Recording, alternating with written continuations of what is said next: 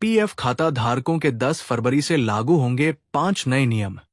न्यूनतम पेंशन को बढ़ाकर 7,500 रुपए प्रति माह। कर्मचारी भविष्य निधि संगठन ईपीएफओ ने 2025 से लागू होने वाले कई महत्वपूर्ण बदलावों की घोषणा की है। ये नए नियम पीएफ खाता धारकों के लिए कई सुविधाएं लेकर आएंगे।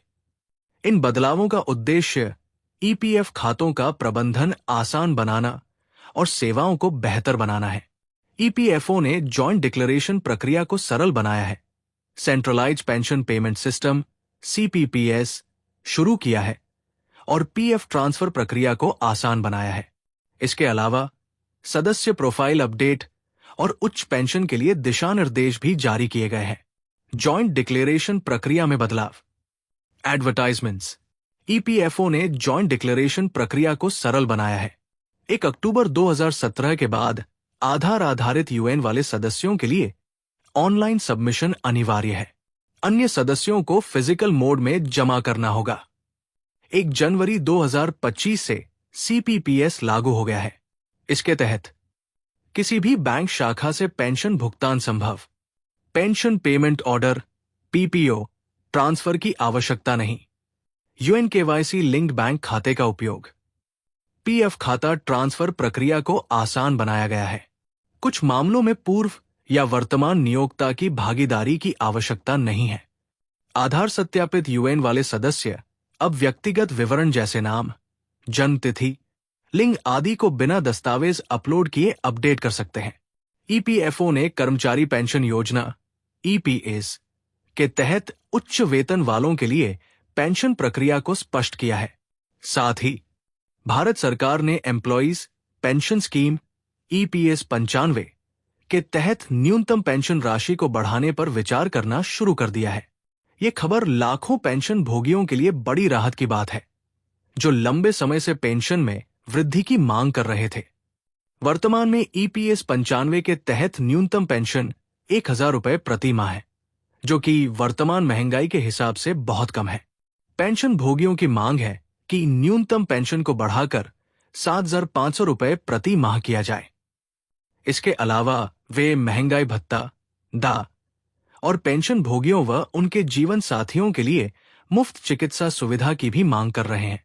हाल ही में ईपीएस 95 नेशनल एजिटेशन कमेटी के प्रतिनिधि मंडल ने वित्त मंत्री निर्मला सीतारमण से मुलाकात की और अपनी मांगों को रखा। ईपीएस 95 पेंशन योजना क्या है? Advertisements. Employees pension scheme 1995 EPS 95 एक सामाजिक सुरक्षा योजना है जो employees provident fund organisation EPFO द्वारा संचालित की जाती है। ये योजना निजी क्षेत्र के कर्मचारियों को सेवानिवृत्ति के बाद आर्थिक सुरक्षा प्रदान करने के लिए बनाई गई थी। पेंशन वृद्धि की मांग क्यों?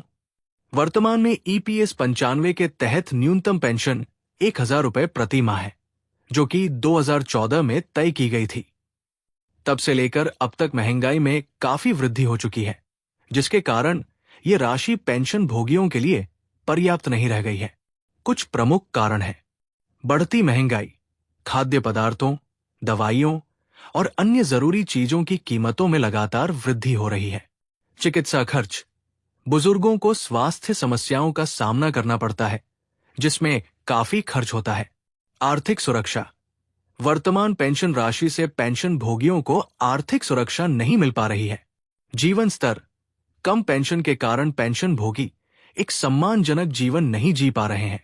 सरकार का रुख, वित्त मंत्री निर्मला सीतारमण ने पेंशन भोगियों के प्रतिनिधि मंडल से मुलाकात के दौरान आश्वासन दिया है कि उनकी मांगों पर गंभीरता से विचार किया जाएगा। सरकार इस बात को समझ रही है कि वर्तमान पेंशन राशि पर्याप्त नहीं है और इसमें वृद्धि की आवश्यकता है। सरकार के सामने चुनौतियां, वित्तीय बोझ, पेंशन राशि में वृद्धि से सरकार पर अतिरिक्त वित्तीय बोझ पड़ेगा। संसाधनों का आवंटन, अन्य विकास कार्यों के लिए धन का आवंटन प्रभावित हो सकता है।